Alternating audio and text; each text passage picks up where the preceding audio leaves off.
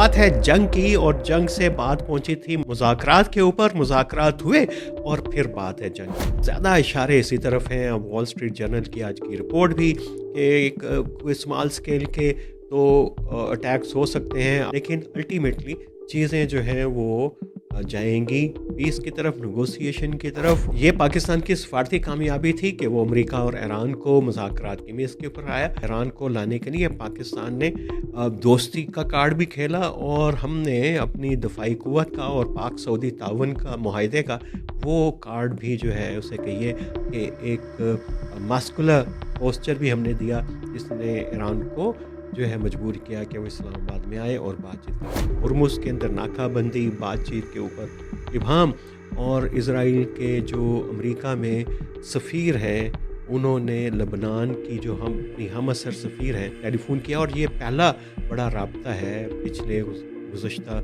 कई दहाइयों के अंदर। इज़राइल का फैक्टर कितना क्रिटिकल होगा, कितना इम्पोर्टेंट होगा अमेरिका के और ईरान के ताल्लुकात को डिटरमिन करने के लिए।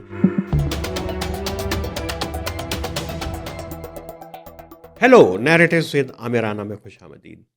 बात है जंग की और जंग से बात पहुंची थी मुज़ाकरात के ऊपर। मुज़ाकरात हुए और फिर बात है जंग की। और जंग के दरमियान जो है वो बात हो रही है मुज़ाकरात की भी।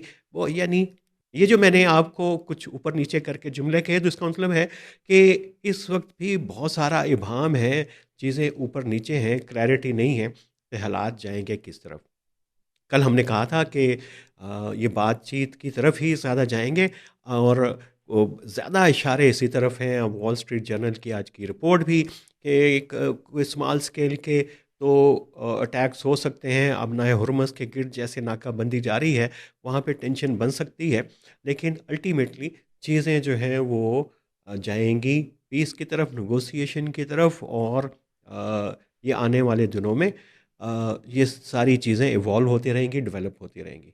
और ये भी कि दोनों अतराफ़ में जंग की सूरत में भी और सुलह की कोशिशों में भी अब पाकिस्तान का किरदार बिल्कुल वाज़ेह हो गया। ये पाकिस्तान की सफारती कामयाबी थी कि वो अमेरिका और ईरान को मुज़ाकरात की मेज़ के ऊपर लेके आया, लेकिन एक इम्तिहान भी है। और वो इम्तिहान ये कि सफारतकारी की मेज़ पे ईरान को लाने के लिए पाकिस्तान ने दोस्ती का कार्ड भी खेला और हमने अपनी दफाई क़ुव्वत का और पाक सऊदी ताउन का मुआहदे का वो कार्ड भी जो है उसे कहिए कि एक मास्कुलर पोस्चर भी हमने दिया, जिसने ईरान को जो है मजबूर किया कि वो इस्लामाबाद में आए और बातचीत करें।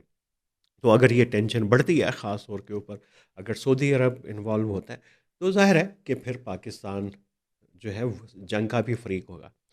लेकिन अभी वो नौबत आई नहीं है, ना उसके कोई शवाहिद हैं कि ये कोई मुस्तकबिल करीब के अंदर ये सूरत हाल वाज़ेह होगी।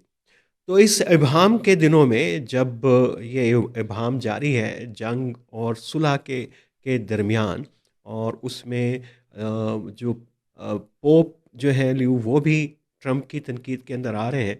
और ट्रंप की जो है वो ज़ुबान से जो गोलाबारी करते हैं वो जारी है अपने हैं इत्तेहादियों के ऊपर भी। अब वज़ीर आज़म जो बरतानिया के हैं ट्रंप, उन्होंने कहा है कि वो हुर्मुज़ को खोलने में मदद नहीं करेंगे। अब जब ट्रंप ये सुनेंगे तो वो होगा क्या, ये सुबह तक आपको पता चल चुका हुआ होगा कि उनके साथ क्या होगा। बहरहाल एक जहाँ पे उनकी ज़ुबान दराज़ी जारी है और वहाँ पे कुछ और चीज़ें भी उसके दरमियान में हो रही हैं। हुर्मुज़ के अंदर नाकाबंदी, बातचीत के ऊपर इबहम, और इज़राइल के जो अमेरिका में सफ़ीर हैं उन्होंने लबनान की जो अपनी हम असर सफ़ीर हैं उनके साथ जो है वो बातचीत टेलीफोन किया। और ये पहला बड़ा राब्ता है पिछले गुज़श्ता कई दहाइयों के अंदर। और ये बड़ा अहम वाक़या है जो इंडिकेट करता है कि चीज़ें शायद अब सुलह की तरफ ही जाएंगी। और ख़ास तौर के ऊपर जो ईरान का तो मुतालबा था कि इज़राइल लबनान के ऊपर जो बमबारी बंद करे, उसने नहीं रोकी और उसने अपनी अग्रेशन जारी रखी। तो अब उसके मामलात जो हैं वो लग रहा है कि अमेरिका ने किसी तरीके से इज़राइल को मनाया है कि वो मुज़ाकरात शुरू करे। और अमेरिका में लबनान के और इज़राइल के मुज़ाकरात शुरू होते हैं تو یہ ایک اور انڈیکیٹر ہوگا کہ معاملات جو ہیں وہ اب جائیں گے سلح کی طرف اور بات چیت کی طرف۔ لیکن یہ جو آپ نے تو دیکھ لیا ہوگا کہ 10 نکاتی جو ایجنڈا تھا اس پہ یورینیم، افسردہ یورینیم سے لے کے نیوکلیر پروگرام، کمپنسیشن، ہرموز، یہ سارے معاملات تو اس کے اندر ہیں۔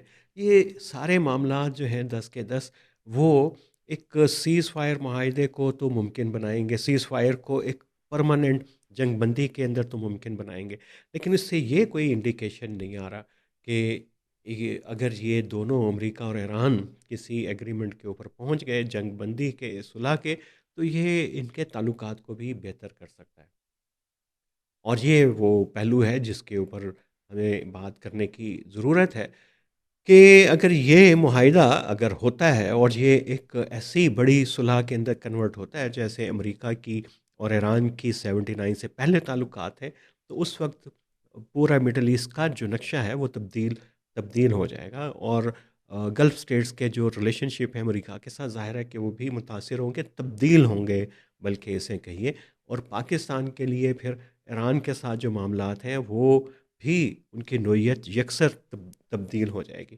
اسرائیل اس کے اندر جو ہے وہ ایک بڑا کی فیکٹر رہے گا امریکہ کے لیے اور ایران کے لیے بھی، لیکن آ، اسرائیل کا فیکٹر کتنا کریٹیکل ہوگا، کتنا امپورٹنٹ ہوگا امریکہ کے اور ایران کے تعلقات کو ڈٹرمن کرنے کے لیے، ان کے مستقبل کے تعین کرنے کے لیے، یہ بھی بڑا اہم ہے۔ ایران کی جو رجیم ہے، آیت اللہ کی رجیم ہے، اسرائیل کی کوشش ہوگی کہ اس کے ہوتے ہوئے کسی قسم کی بھی کوئی ایسی پیش رفت نہ ہو کہ امریکہ اور ایران قریب آ جائیں۔ ظاہر ہے کہ ایران نے بھی بہت انویسٹ کیا ہے اپنے پبلک سینٹیمنٹ کو اینٹی امریکہ، اینٹی اسرائیل بنانے کے لیے، اس کے لیے بھی یہ اتنا آسان نہیں ہوگا کہ چیزیں ایک دم سے جو ہیں وہ ایک اور ٹریک کے اوپر چلی جائیں اور امریکہ اور یہ قریب آ جائیں۔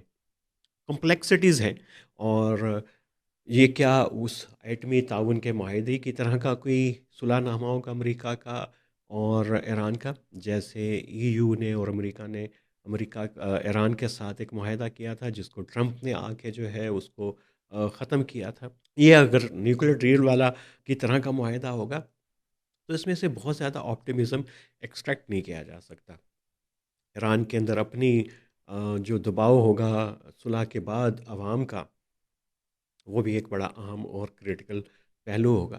تو یہ ساری چیزیں ہیں جو ایوالو ہو رہی ہیں، اور آج کا پروگرام ہم نے صرف آپ کو پچھلے ہفتے میں جو کچھ ہوا اس کی ایک سمری، اور جو آج ہوا اس کی سمری ہم نے آپ کے سامنے پیش کی ہے، اور کل سے ہم آپ کے سامنے 3 سے 4 پروگراموں کی ایک بڑی سٹرکچرڈ قسم کی ڈبیٹ لے کے آئیں گے، اور پھر دیکھیں گے کہ ایک نیا منظرنامہ بن کے آ رہا ہے مڈل ایسٹ کا، ایک سنیریو بلڈنگ کی ایک سٹرکچر ڈبیٹ کے ساتھ ہم آئیں گے، اور اس میں دیکھیں گے کہ ایران جنگ کے پہلے کیا تھا، جنگ کے بعد کیا ہوگا، گلف کی ریاستیں جو ہیں اس کانفلکٹ سے پہلے کیا تھیں، اس کے بعد کیا ہوں گی، اسرائیل اس سے پہلے کیا تھا، اس کے بعد کیا ہوگا، امریکہ کا جو پورا ویسٹ ایشیا کا اور ایشیا کی پالیسی ہے وہ کیا تھی، اور آئندہ آنے والے دنوں کے اندر کیا ہوگی۔ تو یہ سارے پہلو ہم کور کریں گے، اور پاکستان کی حیثیت گلف میں کیا تھی، اور اس نے کیسے جو اپنے سفارتی اثر و رسوخ کو بڑھایا، اور کیا وہ سسٹین کر پائے گا یا نہیں، یہ بھی ہم کریں گے۔ لیکن آج آپ کو ایک بہت ہی اہم جو ویلاگ ہے وہ ہمارے ایک اور چینل کے اوپر، سیکیورٹی میٹرز ود عامر رانا کے اوپر ملے گا۔ وہ ہے بلوچستان میں بی ایل اے کے کا پروفائل ہے کہ وہ حملے کیسے کیے۔ آپ کو پتہ ہے کہ کل بی ایل اے نے ایک بہت ہی ایک سنگین حملہ کیا ہے، سمندر کے اندر جا کے انہوں نے پاکستان کے کوسٹ گارڈز کو ٹارگٹ کیا ہے۔ یہ ایک بڑا سگنیفیکنٹ واقعہ ہوا ہے۔ ظاہر ہے کہ ہماری نظریں، پوری دنیا کی نظریں اس وقت تو مذاکرات کے اوپر ہیں، تو یہ واقعہ محو ہو گیا، لیکن یہ ایک بہت ہی بڑا خطرناک انڈیکیشن ہے کہ پہلے جعفر ایکسپریس ٹرین کا ہائی جیک، پھر ہیروف 2، اور اب سمندر میں یہ کارروائی، یہ کیا انڈیکیٹ کرتی ہے۔ یہ اس پوڈ کاسٹ میں تو آپ کو پوری ہسٹری ملے گی کہ 13 سپٹمبر 2006 سے اب تک 1700 سے زائد حملے ہیں جو بی ایل اے نے کیے ہیں، ان کا تجزیہ ہے، لیڈرشپ کا تجزیہ ہے، اور یہ کہ اس کا آرگنائزیشن سٹرکچر کیسے ایوالو ہوا ہے، اس کی اسٹرینتھس کیا ہیں بی ایل اے کی، اس کے پر ملے گا. لیکن اس کی یہ سمندر میں جانے کی صلاحیت، اور اس خطے میں کون کون سے جو دہشت گرد گروہ رہے ہیں جنہوں نے یہ صلاحیت حاصل کی، کرنے کی کوشش کی، اس کے اوپر ہم سیکیورٹی میٹرز میں کریں گے علیحدہ سے پروگرام. تو آج کے لیے اتنا ہی. تو جڑے رہیے نیریٹوز ود عامر رانا کے ساتھ.